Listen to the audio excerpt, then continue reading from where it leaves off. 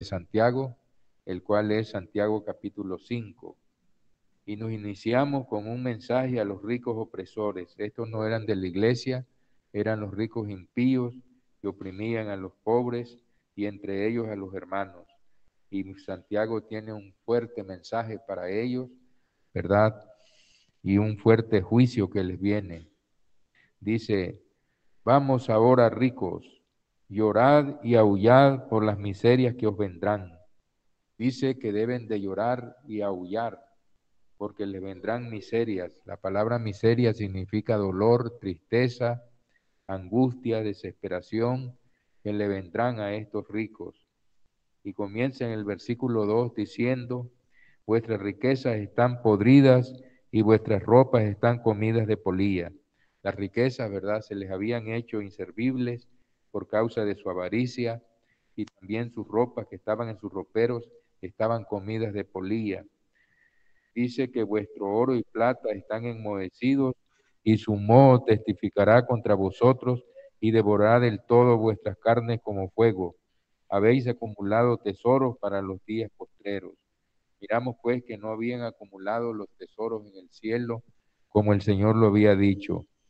Vamos a pedirle al hermano Luis que nos lea Mateo 6, 19 al 24.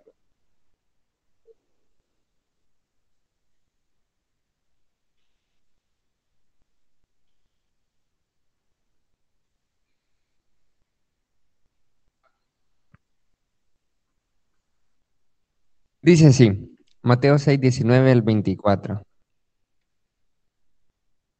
No se hagan tesoros en la tierra donde la polilla y el orín corrompen, y donde ladrones minan y hurtan, sino háganse tesoros en el cielo, donde ni la polilla ni el orín corrompen, y donde ladrones no minan ni hurtan, porque donde está su tesoro, allí también estará su corazón. Correcto. Bien.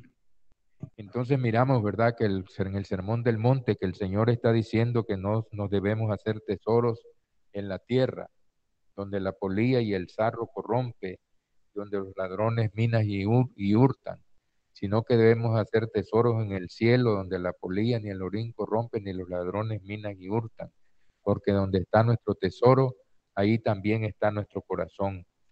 Pero estos ricos, ¿verdad?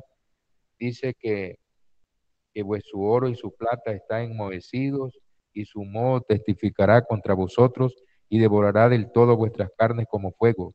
Habéis acumulado tesoros para los días postreros. Entonces miramos pues que los tesoros que ellos habían acumulado era para los días postreros. Ya estaba, ¿verdad?, cerca la destrucción de Jerusalén, ya que este libro fue escrito en el 64, en el 66 comenzó la guerra, y nos dice Flavio Josefo en la guerra a los judíos que los ricos fueron uno de los que perecieron porque entraron los ladrones a Jerusalén y los mataban para quitarles sus riquezas. Y sigue diciendo, ¿verdad?, acerca de la actitud y la conducta de estos ricos opresores. He aquí clama el jornal de los obreros que han cosechado vuestras tierras, el cual por engaño no le ha sido pagada por vosotros, y los clamores de los que habían cegado han entrado en los oídos del Señor de los ejércitos. Vamos a pedirle siempre a Luis que nos lea Deuteronomio 24, versículo 14 y 15. Deuteronomio 24, versículo 14 y 15. Dice, no oprimirás al jornalero, pobre y menesteroso, ya sea de tus hermanos o de los extranjeros que habitan en tu tierra dentro de tus ciudades. En su día le darás su jornal, y no se pondrá el sol sin dárselo, pues es pobre, y con él sustenta su vida, para que no clame contra ti a Jehová y sea en ti pecado. Entonces miramos pues que estos ricos hacían todo lo contrario a lo que la ley en Deuteronomio decía, ¿verdad? Deuteronomio 24, 14 y 15. Y he aquí que clamaba el jornal de los obreros que habían cosechado las tierras de ellos, y por engaño no le había sido pagado por ellos. Y los clamores de los que habían cegado han entrado en los oídos del Señor de los ejércitos. Ellos tenían que pagarle diariamente el jornal porque de eso vivían los trabajadores, ¿verdad? Entonces ellos sabían o actuado con engaño, con astucia, y no le habían pagado su jornal, pero los clamores habían subido al cielo y habían entrado a los oídos del Señor de los ejércitos. Habéis vivido, el versículo 5 dice, habéis vivido en deleite sobre la tierra y sido disolutos. Habéis engordado vuestros corazones como en día de matanza. Nos acordamos de aquel rico, ¿verdad?, que habla el Señor en Lucas 16, que se vestía de lino fino y de púrpura y hacía cada día banquetes con esplendidez. Miramos pues que este hombre vivía solamente para él, para sus deleites, para sus banquetes. Ahí estaba un pobre mendigo echado que aún, ¿verdad?, quería saciarse de las migajas que caían de la mesa del rico, y aún los perros venían y le lamían las llagas. Miramos entonces que este hombre, ¿verdad?, se olvidó de de los mandamientos del Señor. Primeramente tenía que honrar a Dios con sus bienes. El mandamiento más grande: amarás al Señor tu Dios con toda tu mente, con toda tu alma, con todo tu corazón y con toda tu fuerza, y a tu prójimo como a ti mismo. Entonces murió, ¿verdad? Y miramos que fue sepultado y en el Hades alzó sus ojos estando en tormentos. Miramos entonces, ¿verdad?, que estos también hacían lo mismo, ¿verdad? No, no se acordaban de los prójimos, no se acordaban de los huérfanos, no se acordaban de las viudas, sino que habían vivido en deleite sobre la tierra y sido disolutos, como que si no hubiera ley. Y habéis engordado vuestros corazones como en día de matanza. Estaban gordos, ¿verdad?, de tanta comida, de tanto banquete, de tantas cosas, y se olvidaban del prójimo, ¿verdad?, que necesitaba, de la viuda, de los huérfanos, de los necesitados. Y aún más, miramos que sigue diciendo Santiago, ¿verdad?, recriminándole la conducta de estos ricos opresores en el versículo 6, dice, habéis condenado y dado muerte al justo, y él no os hace resistencia. Miramos entonces que estos habían condenado y dado muerte al justo, a las personas piadosas, a los temerosos de Dios, y él no nos hace resistencia. Entonces miramos, ¿verdad?, que sus acciones eran malas, eran injustas y estaban completamente en contra de la voluntad del Señor.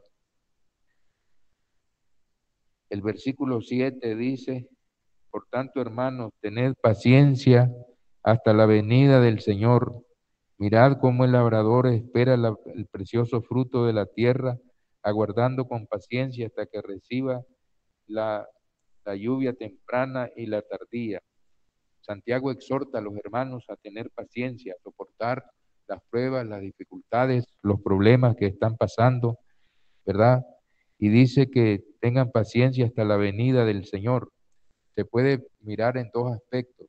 Primeramente, ¿verdad?, la venida del Señor en juicio, para hacer juicio a todas estas personas opresoras, malos, que estaban matando al justo, condenándolo, viviendo en deleites, olvidado completamente de la voluntad de Dios, ¿verdad?, no haciendo la voluntad de Dios, no agradándole en todo, y también teniendo la gloriosa expectativa de la venida del Señor.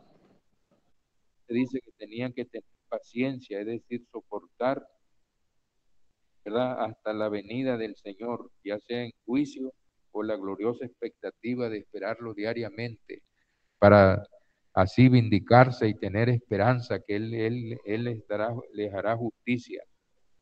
Mirad cómo el labrador espera el precioso fruto de la tierra, aguardando con paciencia hasta que recibe la lluvia temprana y la tardía. Miramos entonces que el labrador, ¿verdad?, espera con paciencia, primeramente en la siembra, la lluvia temprana, y ya cuando van a madurar los frutos, ¿verdad?, la lluvia tardía. Así también, ¿verdad?, el cristiano en las tribulaciones debe de esperar, ¿verdad?, la venida del Señor, o debe de esperar su juicio, porque Él no tardará. Dice también el versículo 8, tened también vosotros paciencia y afirmad vuestros corazones.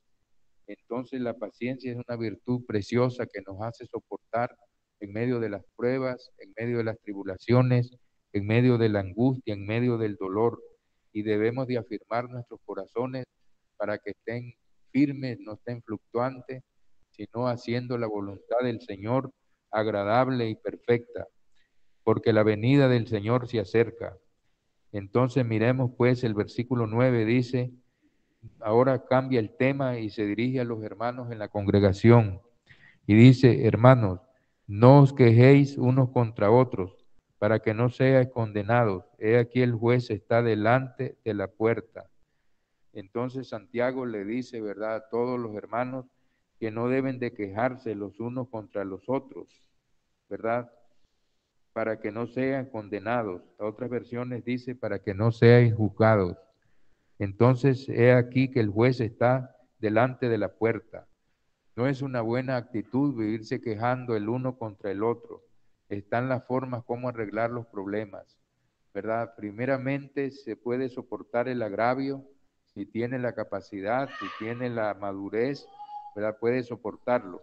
Y si no, haciendo lo que el Señor Jesús dice, si tu hermano peca contra ti, ve y repréndele, estando tú y él solo. Si te oyeres, has ganado a tu hermano. Entonces los problemas se arreglan conversando, ¿verdad? Dialogando, ¿verdad? Siempre con paciencia, con humildad, con mansedumbre, pero no quejándose el uno del otro, porque el juez está a la puerta para que no sean condenados. Ahora vamos al versículo 10. Y dice, hermanos míos, tomad como ejemplo de aflicción y de paciencia a los profetas que hablaron en nombre del Señor. Se dirige a los hermanos y les dice que deben de tomar como ejemplo de aflicción y de paciencia a los profetas que hablaron en nombre del Señor. Miremos que muchos de los profetas sufrieron, ¿verdad? Tuvieron que enfrentar la oposición de las personas a quienes les hablaban. Muchos de ellos los azotaron, a Jeremías lo azotaron, lo metieron en una cisterna. Entonces miremos que dice que debemos de tomar como ejemplo de aflicción y de paciencia a los profetas, los cuales hablaron en el nombre del Señor. El versículo 11 nos dice, he aquí tenemos por bienaventurado a los que sufren, habéis oído de la paciencia de Job y habéis visto, dice, el fin del Señor, que el Señor es muy misericordioso y compasivo. He aquí tenemos por bienaventurados, por dichosos, por felices a los que sufren. ¿Y por qué nosotros tenemos por dichosos, por felices a los que sufren? Porque hay varias formas de sufrir. Unos sufren por sus pecados, por sus maldades, por las consecuencias. Otros por los pecados de otros. Pero otros sufren por causa del Señor, por causa de la palabra. Entonces los que sufren por causa del Señor, por causa de la palabra, por causa del testimonio, son dichosos, son benditos y son felices porque tienen la aprobación de Dios en todo. Entonces, habéis oído la paciencia de Job. Ya nosotros hemos leído, ¿verdad? La paciencia de Job, cómo sufrió, lo indecible, cómo el diablo le mató, ¿verdad? Hasta los hijos, perdió todos sus bienes y todo, pero Job esperó en Dios, ¿verdad? Con paciencia, y dice que habéis visto el fin del Señor. Al final el Señor, cuando ya Job pasó la prueba y reconoció, ¿verdad?, que él necesitaba tener un conocimiento más de cerca del Señor, entonces Dios lo vindicó, ¿verdad? Le devolvió todo del doble, le dio hijos e hijas y dice que murió bendecido, prosperado, lleno de días. Entonces nosotros hemos sabido de la paciencia de Job y que el Señor es muy misericordioso y compasivo. Pero ahora el versículo 12 pasa a otro tema, pasa a hablar acerca de los juramentos. Los judíos tenían la costumbre por todo jurar, por toda discusión, ¿verdad? Ponían y comenzaban a jurar. Pero Santiago también el Señor les dijo que no juraran. Miremos, pero sobre todo, hermanos míos, no juréis ni por el cielo, ni por la tierra, ni por ningún otro juramento, sino que vuestro sí sea sí y vuestro no sea no, para que no caigáis en condenación. Y el Señor les había dicho que no juraran. Vamos a pedirle a Luis que nos lea en Mateo 5, 34 al 37, en el Sermón del Monte, donde el Señor está abordando acerca de los juramentos. Mateo capítulo 5, versículo 34 al 37.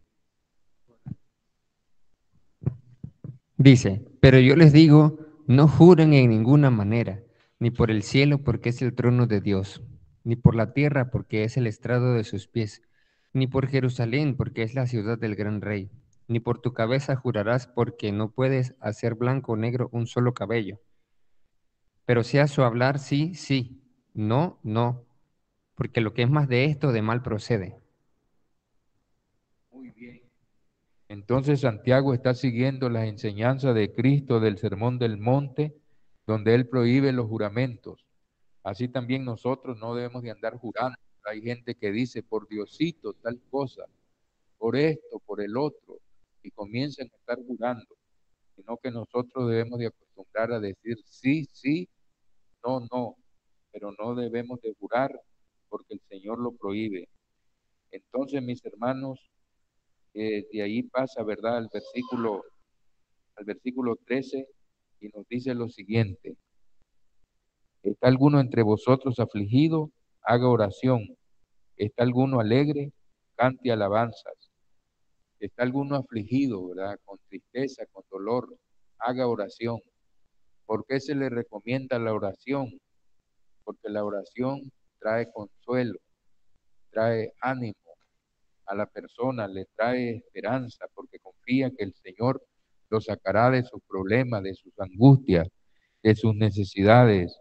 Entonces el que está afligido debe de orar para demandar a Dios socorro, ayuda, protección, para que lo saque de sus dificultades, de sus problemas, de sus angustias. Y el que está alegre debe cantar alabanzas. Entonces, ¿verdad? Miremos pues lo que dice, ¿verdad? El Señor. Ahora el versículo 14 dice, ¿está alguno enfermo entre vosotros? Llame a los ancianos de la iglesia y oren por él, ungiéndole con aceite en el nombre del Señor. Si alguno estaba enfermo, debía de llamar a los ancianos, a los pastores, a los obispos de la iglesia, para que oraran por él, ungiéndole con el aceite. El aceite era muy usado en el Antiguo Testamento para sanar enfermedades como de uso medicinal, para sacar fiebres y todas estas cosas. Entonces, oren por él ungiéndole con aceite en el nombre del Señor. Y la oración de fe salvará al enfermo y el Señor lo levantará. Y si hubiere cometido pecados, le serán perdonados. Entonces la oración de fe salvará al enfermo y el Señor lo levantará. Y si hubiere cometido pecados, le serán perdonados. El enfermo podía ser que consecuencia de algún pecado estaba enfermo. Entonces la oración de fe, con un corazón humilde, contrito y humillado, él oraba a Dios y entonces Dios le perdonaba sus pecados, ¿verdad? Entonces, el versículo 16 nos dice que debemos de confesar nuestras ofensas unos a otros y orar unos por otros para que seáis sanados. La oración eficaz del justo puede mucho. Las ofensas, toda ofensa es pecado. Si nosotros nos ofendemos, no debemos de acostarnos sin reconocerlas y confesarlas unos con los otros y perdonarnos. Dice, no, no contristéis al Espíritu Santo, ¿verdad? Con el cual fuiste sellados. Quítese de vosotros toda ira, enojo, gritería, maledicencia, palabras torpes de vuestra boca, y no contristéis al Espíritu Santo de Dios, con el cual fuiste sellados para el día de la redención. Y dice que no se debe poner el sol sobre vuestro enojo, sino que debemos de conversar, debemos de perdonarnos las ofensas los unos a los otros, para que seamos sanados. ¿Verdad? Que muchas veces las enfermedades son consecuencia de nuestros pecados no confesados a Dios. Entonces vienen, ¿verdad?, las dificultades, los problemas, pero si nosotros confesamos nuestros pecados, ¿verdad?, primeramente a Dios y si son ofensas personales, unos a los otros, para que sí podamos tener una vida de salud, tanto espiritual como emocional y también física. Dice que la oración eficaz del justo puede mucho. Así que la oración eficaz, y si nosotros andamos en justicia, andamos haciendo la voluntad de Dios, es una oración eficaz que llega a la presencia de Dios, nos escucha y nos contesta nuestras oraciones. Entonces, hermanos, y nos pone el ejemplo de Elías en el versículo 17. Dice, Elías era un hombre sujeto a pasiones semejante a las nuestras, y oró fervientemente para que no lloviese, y no llovió sobre la tierra por 3 años y 6 meses. Miramos que fue en el tiempo de la apostasía, cuando la nación se había ido tras los Baales. Entonces, ¿verdad? Como juicio de Dios, él oró, ¿verdad? Para que no lloviese como castigo por causa de la idolatría, el pecado y la maldad, y no llovió por 3 años y 6 meses. Pero quiere decir, dice que era un hombre semejante a nosotros. Él cuando lo amenazó la Jezabel, ¿verdad? Cuando él le dio muerte a los 400 profetas de Baal, ella le dijo que lo iba a matar, entonces a él le dio miedo, huyó, y entonces en la huida se quedó dormido bajo un árbol y quería morirse. Quiere decir que él también era un hombre que sentía miedo, que tenía emociones como nosotros, pero era un hombre de fe, un hombre de confianza en Dios y que oraba y el Señor le respondía. Y otra vez oró y el cielo dio lluvia y la tierra produjo su fruto. Ahora el versículo 19, ya para concluir, dice, hermanos, si alguno entre vosotros se ha extraviado de la verdad y alguno le hace volver, sepa que el que haga volver al pecador del error de su camino, salvará de muerte un alma y cubrirá multitud de pecados. Entonces miramos que aquí está hablando de la restauración. Cuando hay personas, hay hermanos, ¿verdad?, que se van de la iglesia y entonces se apartan del camino santo y andan en desobediencia, andan en pecado porque no se están congregando, no están haciendo la voluntad del Señor. ¿Qué es lo que hay que hacer? Bueno, hay que exhortarlos para que vuelvan a la santa comunión, para que vuelvan a su primer amor, para que sientan en su corazón el deseo de tener comunión con el cuerpo y la sangre de Cristo en la Santa Cena, para que sientan el deseo de adorar a Dios, de glorificarle, de decirle, ¿verdad?, que si mueren apartados de Dios se van a perder su alma, ¿verdad? ¿Por qué? Por no congregarse, por no tener comunión, por andar apartados, y así los agarra el diablo y los puede enredar y volver a las antiguas costumbres que antes tenían cuando vivían en el pecado. Pero dice que el que haga volver al pecador del error de su camino, salvará de muerte un alma. La paga del pecado es muerte, pero la dádiva de Dios es vida eterna. Entonces, cuando una persona se restaura, se salva de la muerte espiritual, de la condenación eterna de su alma, y cubrirá multitud de pecados, es decir, todos aquellos pecados que tenía, ¿verdad?, de desobediencia, de volver al mundo, serán expiados por medio de la sangre del Cordero. Entonces, hermanos, es bueno también nosotros restaurar a las personas que se han apartado del camino santo para salvar de muerte un alma y que sus pecados puedan ser perdonados por medio de la sangre del Cordero. Y así, ¿verdad?, evitar que esa persona se pierda eternamente. Ahora ya terminamos, ¿verdad? Pero vamos a ver si hay preguntas o comentarios.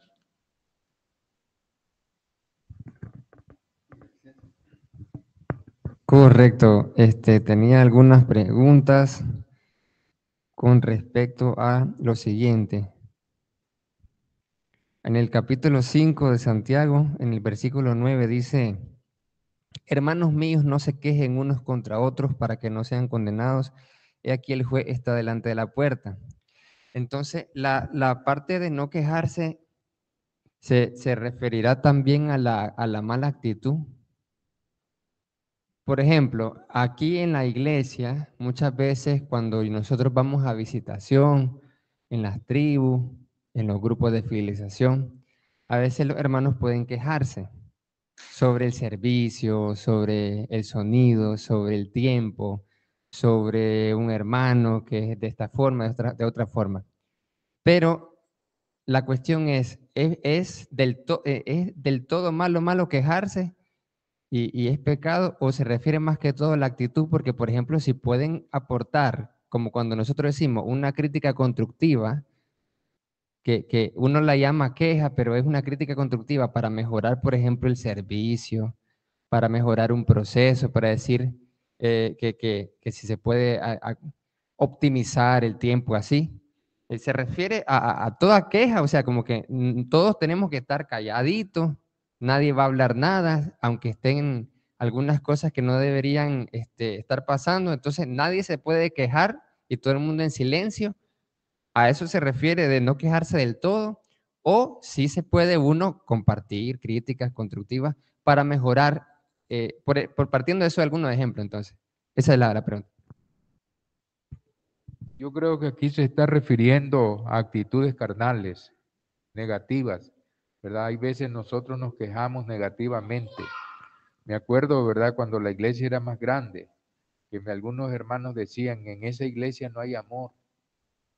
Entonces, pero estas personas que decían eso, ¿verdad? Se estaban quejando porque decían que no había más, no había amor. Entonces, cuando nosotros nos quejamos que no hay amor, demos amor, porque dando amor vamos a recibir. Entonces son actitudes negativas, carnales, que se están quejando, o por diferencias que tienen unos contra otros. En vez de quejarse y estar murmurando, pueden hacer dos cosas. Uno, sufrir el agravio, si tienen la madurez, ¿verdad?, de carácter para sufrir, o arreglar sus diferencias, como dice el Señor. Si tu hermano peca contra ti, ve y repréndele, estando tú y él solos. Si te oyere, has ganado a tu hermano. Pero ¿de qué me sirve que yo me esté quejando, pongamos, de Luis Roberto? Ah, Luis Roberto no me saludó, y comienzo a quejarme y comienzo a hablar. Entonces lo que caigo es en murmuración y en una actitud negativa y carnal. Por eso dice, hermanos, dice, no os quejéis unos contra otros, para que no seáis condenados. He aquí el juez está delante de nosotros. Entonces no se está refiriendo a críticas constructivas para mejorar algunas situaciones que nosotros necesitamos mejorar, ya sea personalmente o situaciones, ¿verdad?, referentes al culto o algunas cosas que necesitamos mejorar, sino actitudes negativas de diferencias que tenían unos contra otros y se quejaban unos contra otros en vez de arreglar sus diferencias como el Señor manda. ¿Otra pregunta? Correcto, muchas gracias. Entonces significa que efectivamente nosotros podemos dar la crítica constructiva. Por ejemplo, cuando a mí me dan la crítica constructiva por los servicios, ya que como la mayoría de los servicios estaba el hermano ahí, Arcia, coordinando las tribus y eso, entonces ahí sí, y también con una buena actitud, ¿verdad? Hermano Arcia, me le parecería correcto mejorar esta parte de que el culto que hacía, así, pero si uno lo hace como que, que no, entonces ya ahí se le mira, ¿verdad? La impaciencia, la actitud negativa, todo así. Y si es de que hay un problema con otro hermano, no, es que hay que arreglar con el hermano. Correcto, Hermano, excelente. Entonces, hermano Francisco Silva, correcto. Hermano Francisco Silva, ¿tiene pregunta, duda, comentario? no soy yo, hermano. No, hermano Manuel.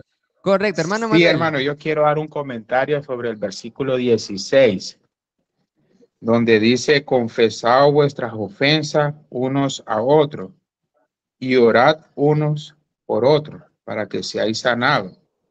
La oración eficaz del justo puede mucho. Ahí a veces uno he escuchado hermanos, hermanas, ¿verdad?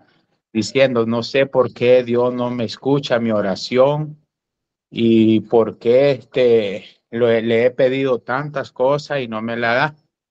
A lo mejor no es una oración eficaz, ¿verdad? Porque me recuerda aquel canto que dice, ¿cómo puedes tú orar estando enojado con tu hermano?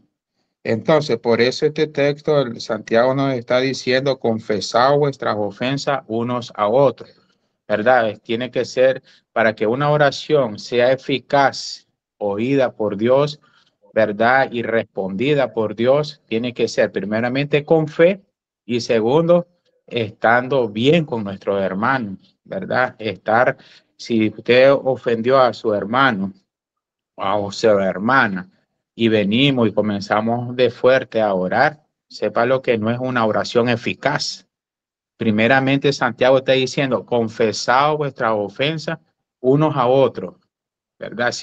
En otras palabras, si usted tiene algo contra tu hermano, reconcíliate. decir, bueno, me ofendiste o si te ofendí, perdóname, para que después usted la oración que haga sea eficaz. Y después dice unos por otros y la persona o la petición que estamos dándole a nuestro Dios va a ser respondida. Entonces, me interesa eso porque he escuchado a varios hermanos decir, no me escucha la oración el Señor, pues a lo mejor ahí hay algo, tenemos algo contra nuestro hermano o no estamos haciéndolo con fe. Para que sea una oración eficaz, tenemos que estar bien con todo y mayormente con los de la familia en la fe, hermano. Una oración eficaz, yo entiendo que tiene que ser así. Gracias, hermano.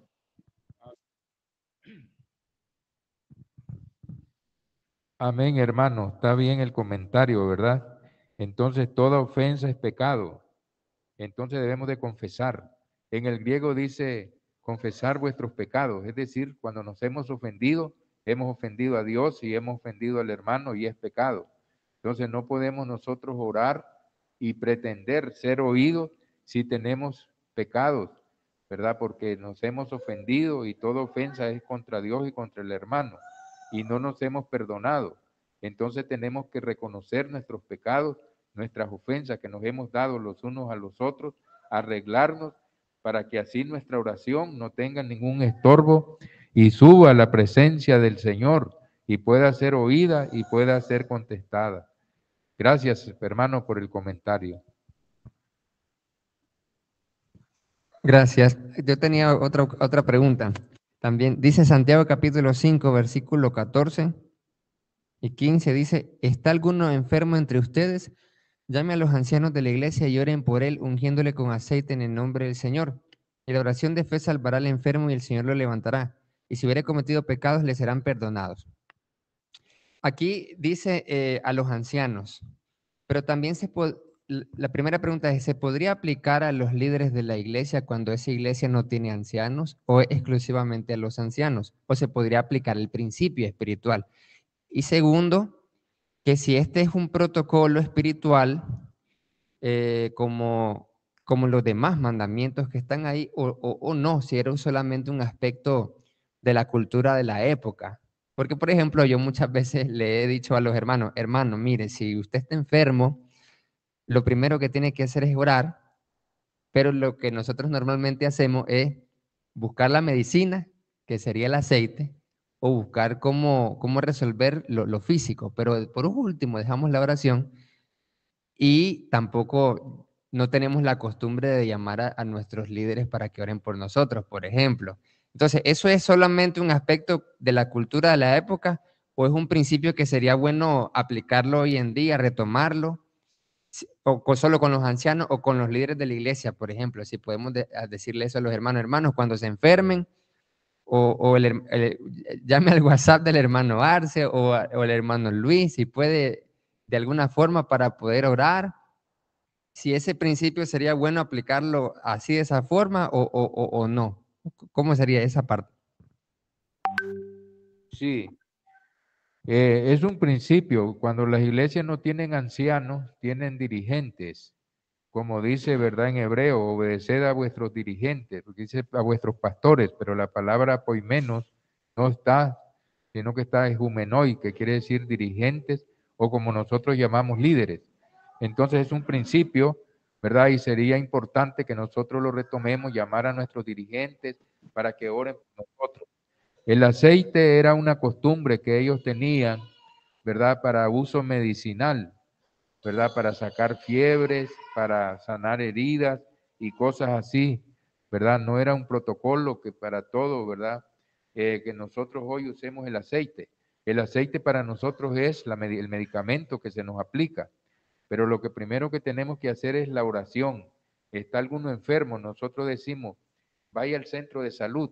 Yo creo que primeramente ore al Señor o oremos con esa persona y luego lo mandamos al centro de salud para que lo atiendan. Entonces, el aceite va a ser el antibiótico que le van a aplicar, el medicamento que va a tomar y la oración de fe. El poder está en la oración. Entonces el Señor, ¿verdad?, bendecirá ese medicamento, ese tratamiento, para que sea efectivo. Por eso dice que la oración de fe sanará al enfermo. Y si hubiere cometido pecado, perdón, le serán perdonados. Bueno, muchas gracias y que el Señor nos bendiga a todos. Tengo una pregunta, hermano. Sí, hermano. Con respecto al último versículo que estaba tocando, decía, su pecado le será perdonado. O sea, a través de la oración que hacen los líderes, ¿se le puede perdonar el pecado a alguien? O solamente ¿Cómo dice?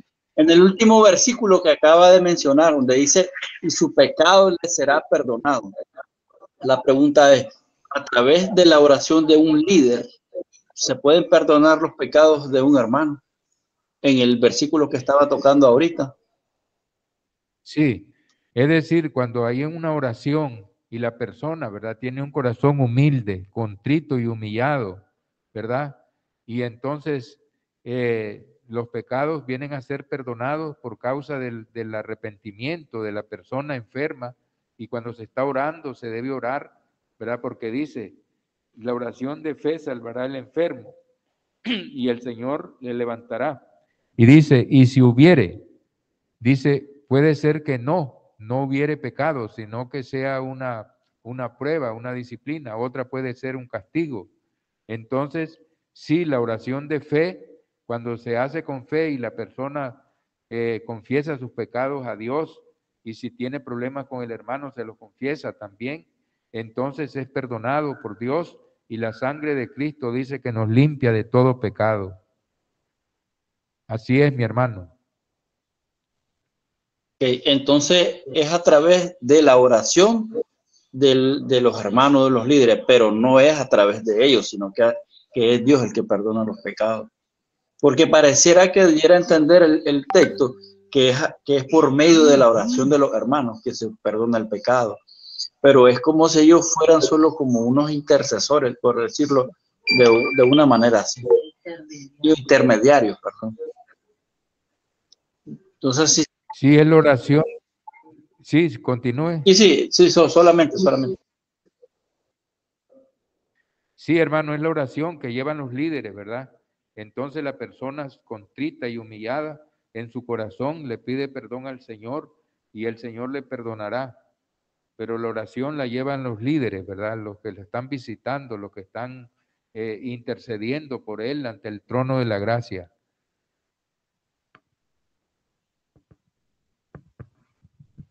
Correcto, efectivamente. Y quería compartir también como comentario Hechos capítulo 8, 18 en adelante, donde vemos esa petición de una oración para ser perdonado de los pecados. Como lo explicaba el hermano Luis, dice Hechos 8, 18 en adelante. Cuando vio Simón que por la imposición de las manos de los apóstoles se daba el Espíritu Santo, les ofreció dinero. Este Simón ya estaba bautizado en el momento que hace este pecado, diciendo, denme también a mí este poder, para que a cualquiera que yo impusiere las manos reciba el Espíritu Santo. Entonces Pedro le dijo, tu dinero perezca contigo, porque has pensado que el regalo de Dios se obtiene con dinero. No tienes tú parte ni suerte en este asunto, porque tu corazón no es recto delante de Dios.